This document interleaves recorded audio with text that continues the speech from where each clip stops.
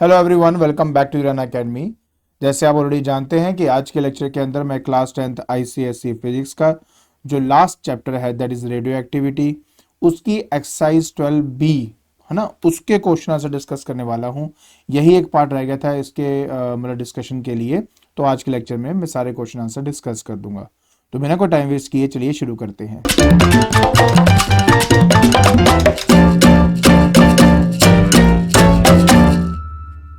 देखिए, अब हमें बात करनी है सबसे पहले क्वेश्चन नंबर 1 की। कहता है कि what do you mean by nuclear energy and what is responsible for its release. देखिए, हमने एक बात डिस्कस करी थी कि मान लीजिए कि मेरे पास दो रिएक्टेंट है एंड जैसे कि ए हो गया और बी हो गया, और उससे मान लेते हैं कि हमें हमारे प्रोडक्ट मिलते हैं सी एंड डी, और ये एक रेडियो एक्टिव फिनोमिनन है। इस कंडीशन के अंदर जब mass of C and D, मतलब सी और डी का मास जब चेक किया गया, तो हमने ये चीज ऑब्जर्व करी कि इसका मास हमेशा कम होता है the mass of the reactant that is A and B. मतलब इन दोनों के मास का जो सम है वो हमेशा ज्यादा होता है एज कंपेयर टू जो प्रोडक्ट आपके बनते हैं उनके मास से। तब इसका मतलब ये हुआ कि आपका कुछ मास जो है वो एक्चुअली में किसी और फॉर्म में कन्वर्ट हो गया। तो आइंस्टाइन ने अपनी equation E is equal to delta M C square से हमें यह समझाया था कि जो भी मास का डिफरेंस रिएक्टेंट एंड प्रोडक्ट्स के बीच में आता है वो एक्चुअली में एनर्जी की फॉर्म में कन्वर्ट हो जाता है। और वो फॉर्मूला जिसकी हेल्प से हम ये एनर्जी कन्वर्जन पता कर सकते हैं वो फॉर्मूला आपके सामने है, E is equal to delta M C square. और ये वही एनर्जी है जिसको हम कहते हैं अपनी न्यूक्लियर एनर्जी। अब what is responsible for its release. देखिए, एक बात आपको मैं क्लियर कर दूं, कोई भी सब्सटेंस रेडियो एक्टिव नेचर का सिर्फ इसी वजह से है क्योंकि उसके न्यूक्लियस के अंदर नंबर ऑफ न्यूट्रॉन्स ज्यादा होते हैं as compare to number of protons. एक बात आपको यह भी क्लियर हो जानी चाहिए कि अगर आपके number of protons and neutrons दोनों सेम क्वांटिटी के अंदर है तो वो स्टेबल है न्यूक्लियाई। तो अपने आप को स्टेबिलिटी में लाने के लिए जो अनस्टेबल न्यूक्लियाई हैं, अनस्टेबल वो जिसमें नंबर ऑफ न्यूट्रॉन्स ज्यादा है एज कंपेयर टू प्रोटॉन्स, वो या तो आपस में रिकंबाइन होकर एक हैवी न्यूक्लियाई बनाते हैं या एक हैवी न्यूक्लियाई आपस में टूटकर लाइटर न्यूक्लियाई में कन्वर्ट होता है। अल्टीमेटली गोल वही है कि आपके number of protons and neutrons जो हैं वो सेम क्वांटिटी में हो जाए। तो अगर आपके लाइटर न्यूक्लियाई आपस में जुड़ रहे हैं तो उसको हमने न्यूक्लियर फ्यूजन का नाम दिया है एंड उस दौरान भी एनर्जी रिलीज होती है। और अगर हम बात करते हैं हैवी न्यूक्लियाई का टूटना इन द लाइटर न्यूक्लियाइज, उसको हम न्यूक्लियर फ्यूजन का नाम देते हैं और उसमें भी एनर्जी आपकी रिलीज होती है। तो अल्टीमेटली बात सिर्फ इतनी है कि इसका जो प्रॉपर आंसर है ये आपके सामने मैंने एक्सप्लेन कर दिया है, और वो रेडियो एक्टिव फिनोमिनन जो रिस्पॉन्सिबल है इन रिलीज के लिए वो फ्यूजन एंड फ्यूजन है, ये भी मैंने आपको बता दिया है। क्वेश्चन नंबर 2 की बात करते हैं। Write down the Einstein mass energy equivalence relation explaining the meaning of E symbol use in it. तो आपका जो फॉर्मूला है मैंने आपको जस्ट अभी लिखवाया था कि ये डेल्टा एम सी स्क्वेयर है। डेल्टा एम रिप्रेजेंट करता है कि कितना मास का लॉस हुआ है केजी में, और सी जो है वो स्पीड ऑफ लाइट को रिप्रेजेंट करता है। जब आप इसको सॉल्व करते हो तो आपका जो आंसर है वो एनर्जी आती है, और एनर्जी का यूनिट जूल होता है, और ये इसका यूनिट लिया हुआ है। नेक्स्ट है कि what is AMU and express 1 AMU in mega electron volts. ये जो कैपिटल एम होता है ये मेगा होता है, और 1 मेगा इलेक्ट्रॉन वोल्ट जो है वो 10 की पावर 6 इलेक्ट्रॉन वोल्ट के बराबर होती है। मेगा वर्ड होता है 10 की पावर 6 को रिप्रेजेंट करता है। तो पहले तो आता है कि 1 एएमयू किसको कहा गया है। तो the mass of atomic particle जो है वो हमेशा 1, मतलब उसको हम एटॉमिक मास यूनिट हम कहते हैं। लेकिन मैं आपको थोड़ा क्लियर कर देता हूं कि 1 एएमयू आपका 1 बाय 12th पार्ट होता है 1 कार्बन C12 एटम का। ठीक है, अगर मेरे पास मान लीजिए मेरे पास एक कार्बन एटम है तो उसका जो 1/12 पार्ट होगा उसको 1 AMU कहा जाता है। 1 AMU 931 मेगा इलेक्ट्रॉन वोल्ट्स के बराबर होता है। इसका मतलब यह हुआ कि अगर मेरे पास 1 AMU अगर मेरे पास मास है और उसको पूरी तरह एनर्जी में अगर मैं कन्वर्ट कर दूं तो मुझे 931 मेगा इलेक्ट्रॉन वोल्ट्स एनर्जी मिल जाएगी।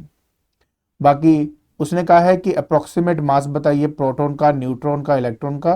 तो वीडियो के अंदर मैंने वैसे ऑलरेडी भी बताया था, लेकिन आपके सामने फिर लिख दिया है कि ये AMU की टर्म्स में आपको यहां पे आंसर दिया हुआ है। ओके, अब हम बात करेंगे क्वेश्चन नंबर 4 की। कहते हैं what is nuclear fission, name the substance use for it and right one fission reaction. Okay, देखिए अगर हम बात करते हैं न्यूक्लियर फिजन की, तो न्यूक्लियर फिजन एक ऐसा फिनोमिनन है जिसमें एक हैवी न्यूक्लियाई टूटता है लाइटर न्यूक्लियाई के अंदर एंड उससे हमें एनर्जी जो है काफी रिलीज होती है। जिस सब्सटेंस का हम इस्तेमाल करते हैं वो हमारा यूरेनियम 92 235 वाला हम यूरेनियम इस्तेमाल करते हैं। उसके एक फिजन रिएक्शन के बारे में बात कर रहे हैं। तो हमने पढ़ा है कि अगर एक न्यूट्रॉन जो है, ठीक है, अगर वो स्ट्राइक करता है यूरेनियम के साथ तो साथ में बेरियम, क्रिप्टन, 3 न्यूट्रॉन और एनर्जी आपकी रिलीज होती है। अब इसी चीज को थोड़ा अच्छे से आपके सामने मैं प्रेजेंट कर देता हूं। ये रहा आपका सारा कुछ। तो न्यूक्लियर फिजन एक ऐसा प्रोसेस है जिसमें एक हैवी न्यूक्लियाई स्प्लिट होता है 2 लाइटर न्यूक्लियाई के अंदर जिनका मास लगभग एक जैसा होता है आपस में। एंड कैसे ये एक्टिवेट होता है, एक स्लो न्यूट्रॉन का इस्तेमाल करके। इस फिजन रिएक्शन के अंदर बहुत ज्यादा अमाउंट ऑफ एनर्जी जो है वो रिलीज होती है। हम यूरेनियम का इस्तेमाल करते हैं, बट देख सकते हो स्पेसिफिकली कौन सा है, 92 235 यूरेनियम का हम इस्तेमाल करते हैं। साथ में हमारे पास एक न्यूट्रॉन है, ये उसको एब्जॉर्ब करता है। एब्जॉर्ब करने के बाद वो आपका टूटेगा बेरियम एंड क्रिप्टन के अंदर, साथ में 3 न्यूट्रॉन्स और एनर्जी रिलीज होती है। तो अगर आपका सवाल है कि सर हमें क्या ये रिएक्शन याद करनी पड़ेगी, हाँ जी बिल्कुल याद करनी पड़ेगी और आपको ये आ भी सकती है। फिर आता है क्वेश्चन नंबर 5, कहता है कि name the 2 isotopes of uranium which are fissionable. तो एक बात देखिए, यूरेनियम 92 235 और यूरेनियम 92 238, ये 2 ऐसे आइसोटोप्स है यूरेनियम के जो फिजनेबल हो सकते हैं। कहता है which of the isotope mentioned in part A above is easily fissionable and give reason. इन दोनों में से हम इस वाले का इस्तेमाल करते हैं जो कि 92 235 वाला है, और उसका रीजन ये है कि इसको एक्टिवेट करने के लिए या इसमें फिजन रिएक्शन को स्टार्ट करने के लिए हमें एक स्लो मूविंग न्यूट्रॉन की रिक्वायरमेंट है जो बहुत कम एनर्जी से हम इसके अंदर वो बम्बार्ड करवा सकते हैं। लेकिन यूरेनियम 235 के लिए एक फास्ट मूविंग न्यूट्रॉन की रिक्वायरमेंट होती है जिसमें काफी एनर्जी की रिक्वायरमेंट होती है। तो हमारे लिए बेस्ट ऑप्शन है 92 235 वाला। State whether the neutron needed for fusion reaction of the isotope mentioned in part B above is slow or fast। मैं ऑलरेडी बता चुका हूं कि हम यूरेनियम 92 235 वाला इस्तेमाल करते हैं क्योंकि उसके लिए जो यूरेनियम हम इस्तेमाल करते हैं वो एक स्लो मूविंग न्यूट्रॉन होता है, क्योंकि कम एनर्जी से भी हम चाहे तो वो एक्टिवेट कर सकते हैं। बाकी देखिए मैंने आपको ऑलरेडी बता दिया है यूरेनियम के 2 आइसोटोप्स हैं, ठीक है, 238 एंड 235 वाला। कौन सा यूज करना पसंद करते हैं हम, यूरेनियम 92 235 वाले को हम ज़्यादा प्रेफर करते हैं एज कम्पेयर टू इसके, क्योंकि इसके लिए हमें फास्ट मूविंग न्यूट्रॉन चाहिए बट इसके लिए हम एक स्लो मूविंग न्यूट्रॉन इस्तेमाल करते हैं। उसने कहा कि मेरे को फिर सी पार्ट में बताइए फास्ट एंड स्लो। मैंने ऑलरेडी बता दिया कि इधर स्लो और fast neutron can be use to fissionable 92 235। ये बात भी सही है। वैसे तो मोर प्रेफरेबली हम स्लो वाला वर्ड जो है वो सही लिखेंगे क्योंकि फास्ट मूविंग करेंगे, देखो स्लो का मतलब हुआ है कि मिनिमम इतनी एनर्जी चाहिए, उसके ज़्यादा एनर्जी वाला अगर न्यूट्रॉन मारेंगे तो भी तो ये एक्टिवेट होगा ही आपका, बट एक स्लो मूविंग वाला ज़्यादा प्रेफरेबल होता है हमारे लिए। ठीक है, आगे बढ़ते हैं, हम क्वेश्चन नंबर 6 करने वाले हैं। Write the approximate value of energy released in the fusion of one nucleus of uranium 92-235 and what is the reason for it. देखिए ऑलरेडी मैंने आपको वीडियो में बताया है कि 190 मेगा इलेक्ट्रॉन वोल्ट एनर्जी जो है वो आपकी रिलीज होती है जब हम एक न्यूक्लियस जो है यूरेनियम का जो है हम फ्यूजनेबल करते हैं, मतलब उसको फ्यूजन रिएक्शन में लेके आते हैं। और सबसे बड़ा सवाल ये है कि ऐसा क्यों होता है। हमने ये देखा है कि जब एक यूरेनियम 92-238 को हम फ्यूजन रिएक्शन करवाते हैं, उसका फ्यूजन रिएक्शन करवाते हैं, तो उससे निकलने वाला जो बेरियम है, क्रिप्टन है, 3 न्यूट्रॉन्स हैं, अगर उन सबके मासेस को कलेक्टिवली देखा जाए तो वो मास हमेशा कम होता है as compare to the reactant. Reactant यहाँ पे कौन है, यहाँ पे रिएक्टेंट है यूरेनियम और एक न्यूट्रॉन। तो इसका मतलब है कि इनके बीच में जो मास का डिफरेंस आता है, जो लॉस इन मास होता है, वो एक्चुअली एनर्जी की फॉर्म में आपका कन्वर्ट हो जाता है। क्वेश्चन नंबर 7 की बात करेंगे। यूरेनियम 92-235 एक न्यूट्रॉन, न्यूट्रॉन का क्योंकि कोई चार्ज नहीं होता इसलिए नीचे 0 ऊपर 1 होता है, क्योंकि इसका मास लगभग मास ऑफ प्रोटॉन जितना होता है। नीचे है बेरियम, ऊपर है क्रिप्टॉन, 3 आपके यहाँ पे न्यूट्रॉन है, डैश लगाया हुआ है, यहाँ पे बेसिकली एनर्जी आएगा। और अगले रिएक्शन के अंदर हमने यहाँ पे 3 न्यूट्रॉन डालने थे and that's it, automatically complete हो जाएगा। बाकी ये भी इनकम्प्लीट हैं, आप चाहे तो कंप्लीट कर सकते हैं। कैसे कि लेफ्ट हैंड साइड के जो आपके मास नंबर है वो राइट हैंड साइड के मास नंबर के बराबर होना चाहिए। जैसे यहाँ पे 92 लिखा है और 3 न्यूट्रॉन है, इसलिए ऊपर वाले का जो नंबर है वो 3 मानूंगा मैं। 3 और 92 ये आपका बन गया 97, नहीं 95। और यहाँ पे है 236, तो 236 में से अगर मैं 95 सब्ट्रैक्ट कर दूं तो ऑटोमेटिकली 141 मुझे मिल जाएगा और ये मेरा सेटिस्फाइड हो जाएगा।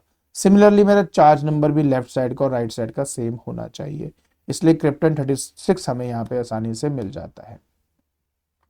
तो ये हमें करना था, आई होप आपको क्लियर हो गया होगा। ठीक है, सिमिलरली ये इनकम्प्लीट है, इसको कंप्लीट करना पड़ेगा यहाँ पे।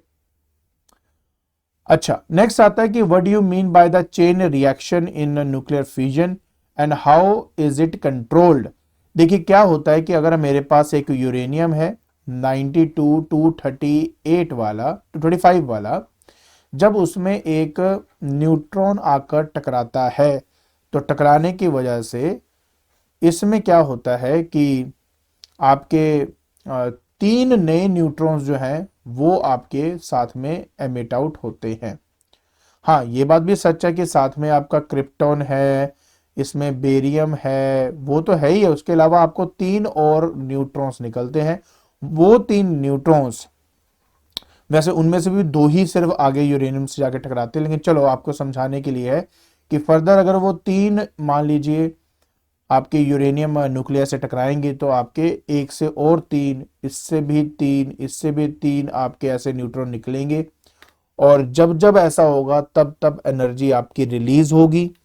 ये एनर्जी बहुत ज़्यादा अमाउंट में होती है कि अगर इसको कंट्रोल नहीं किया गया तो ये एटम बॉम्ब की तरह भी इस्तेमाल किया जा सकता है। तो एटम बॉम्ब के अंदर का जो फिनोमिनन है वो यही चेन रिएक्शन है। अब सवाल रहता है कि इसको कंट्रोल कैसे किया जाए। इसके लिए हम 2 चीज़ें करते हैं, या तो हम कैडमियम रोड का इस्तेमाल करते हैं। कैडमियम रोड क्या करता है, न्यूट्रॉन्स को एब्जॉर्ब भी कर लेता है। देखिए क्या है ना कि अगर वो न्यूट्रॉन को एब्जॉर्ब कर लेगा तो उससे इसकी क्वांटिटी कंट्रोल में आ जाएगी।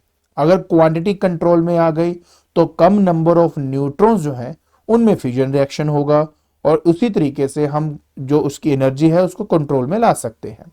दूसरा हम इस्तेमाल करते हैं हैवी वाटर का।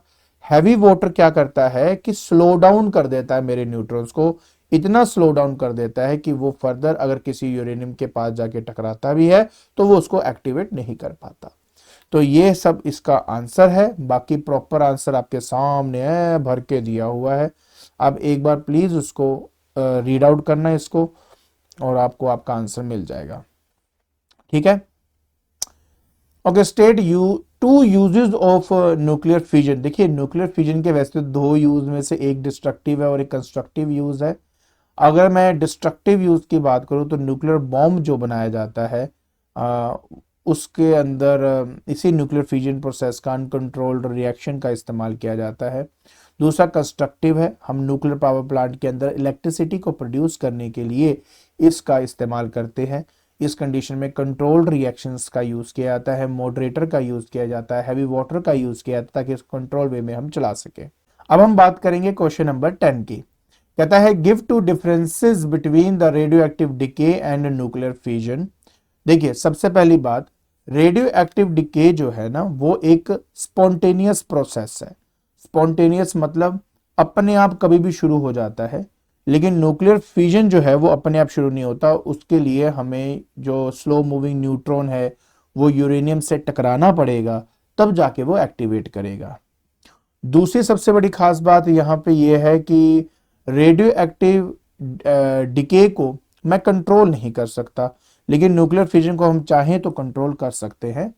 और आई थिंक यही दो डिफरेंसेस यहाँ पे लिखे हुए हैं, एक बार रीड करिए, क्लियर हो जाएगा। अब हमने बात करनी है क्वेश्चन नंबर 11 की। अभी तक हम न्यूक्लियर फ्यूजन के बारे में बात कर रहे थे, अब हम बात करने वाले हैं न्यूक्लियर फ्यूजन की।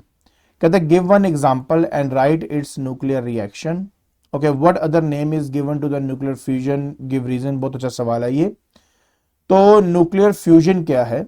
जब आपके लाइटर न्यूक्लियाई आपस में मिलकर जब एक हैवी न्यूक्लियाई बनते हैं, उस दौरान भी हैवी न्यूक्लियाई का जो मास होता है ना वो लाइटर न्यूक्लियाइस के मासेस के कंपेरेटिवली कम होता है।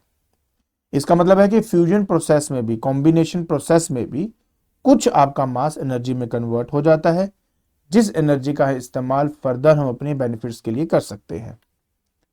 अब सबसे पहली बात रिएक्शन की बात कर लेते हैं। जैसे कि मेरे पास दो ड्यूट्रॉन्स हैं, इन दो ड्यूट्रॉन के कॉम्बिनेशन से हीलियम का आइसोटोप He2 3 बनता है, जिसमें एनर्जी 3.3 मेगा इलेक्ट्रॉन वोल्ट्स की होती है। फर्दर वही एक और ड्यूट्रॉन से जब टकराएगा तब प्रॉपर हीलियम जनरेट होगा और 18.3 मेगा इलेक्ट्रॉन वोल्ट जो है वो आपका बनता है। तो आप देख सकते हो कि सिर्फ 3 ड्यूट्रॉन के कॉम्बिनेशन से हमें एक हीलियम न्यूक्लियाई मिलता है और 21.6 मेगा इलेक्ट्रॉन वोल्ट एनर्जी, जितनी एनर्जी आपकी जनरेट होती है, जो कि काफी अमाउंट में है। अब आपको लगेगा सर वहां तो 190 था, यहाँ पे 21.6 है। तो मैंने इसका आंसर आपको वीडियो में बहुत डिटेल में दिया है कि भाई हम ऐसा क्यों कहते हैं, तो अभी वो टाइम नहीं यहाँ पे लगाऊंगा, अभी मैं सिर्फ क्वेश्चन के आंसर दे रहा हूं आपको। फिर वो कहता कि इस न्यूक्लियर फ्यूजन को और क्या कहते हैं? तो न्यूक्लियर फ्यूजन को हम थर्मोन्यूक्लियर रिएक्शन भी कहते हैं। क्वेश्चन पूछते हैं कई लोग कि भाई थर्मोन्यूक्लियर रिएक्शन क्यों कहा जाता है? क्योंकि इस रिएक्शन को मतलब प्रॉपरली काम करने के लिए बहुत ज्यादा हाई टेम्परेचर एंड प्रेशर की रिक्वायरमेंट होती है, इसलिए इसको थर्मोन्यूक्लियर रिएक्शन भी हम कहते हैं। क्वेश्चन नंबर 12 आ गया है कि why is the high temperature required to process the nuclear fusion, state the approximate temperature required. Okay, बहुत बढ़िया क्वेश्चन है। पहली बात, आप जानते हैं कि न्यूक्लियस जब आपस में कंबाइन होता है, पहली बात दोनों न्यूक्लियस क्या है आपस में पॉजिटिव चार्ज है, तो जैसे ये एक दूसरे के नजदीक आएंगे उसी तरह साथ में एक दूसरे को रिपेल करना ये शुरू कर देंगे। अब आप चाहते हो कि ये आपस में कंबाइन होकर एक हैवी न्यूक्लियर बने, तो मतलब है कि उनको इस एनर्जी को या इस फोर्स ऑफ रिपल्शन को ओवरकम करना पड़ेगा। बस इसी के लिए हमें हाई टेम्परेचर की रिक्वायरमेंट होती है। तो जब हम बहुत हाई टेम्परेचर के अंदर इन न्यूक्लियस को आपस में कंबाइन करते हैं तो वो अपने फोर्स ऑफ रिपल्शन को ओवरकम करके एक दूसरे से कंबाइन हो जाते हैं, लेकिन ये एनर्जी बहुत ज्यादा होती है, लगभग 10⁻⁷ केल्विन जितनी एनर्जी की रिक्वायरमेंट होती है, जो कि हमें सूरज में दिखाई देती है। तो अब मैं आपको इसका प्रॉपर आंसर दिखा देता हूं, ये वो सारा आपका आंसर है। आई होप आपको ये क्लियर हो जाएगा जब एक बार आप इसको रीड करेंगे। क्वेश्चन नंबर 13 कहता है right one nuclear fusion reaction. Okay, and then state the approximate value of energy released in the reaction mentioned in the part A and give reason for the release of energy stated in part B. Okay, तो ये सब है, मैं already just अभी आपको बताया हूं कि कैसे यहाँ पे होता है।